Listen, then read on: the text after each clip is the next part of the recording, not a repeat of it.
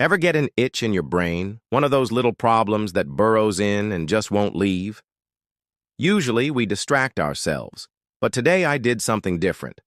I leaned into it, spent 5 hours staring at one riddle.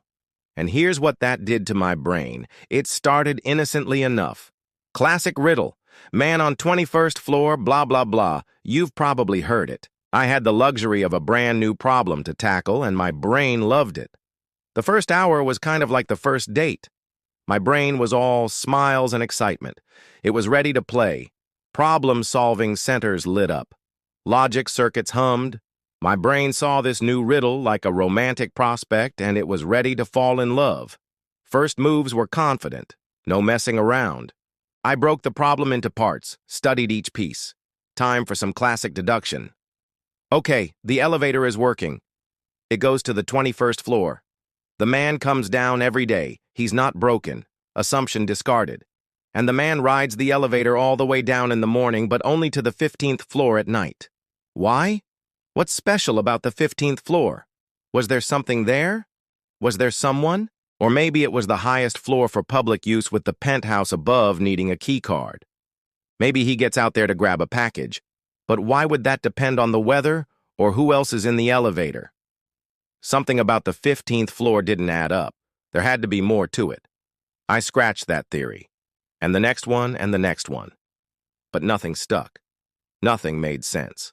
My confidence faded, and my brain felt the first twinge of frustration. After an hour of flirting, I was ready to commit. But the riddle was giving me the cold shoulder.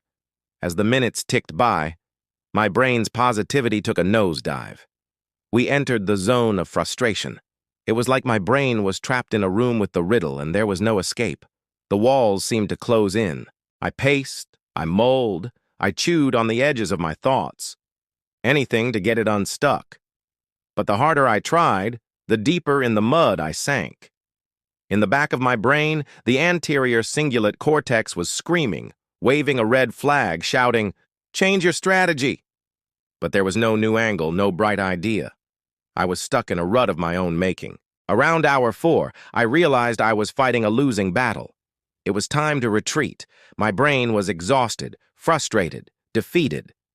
But here's the thing. This defeat was exactly what my brain needed.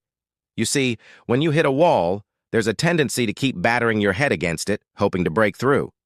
But sometimes the only way forward is to take a step back, clear your mind, and come at the problem from a totally new angle. And that's what I did.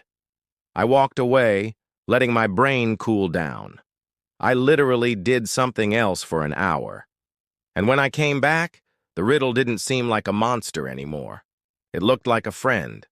As I read it again, I had this sudden urge to look at the problem, not as a puzzle to be solved, but as a story to be understood.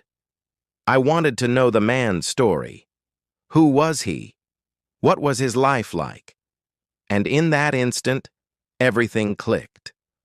I saw the man clearly. I saw the problem through his eyes.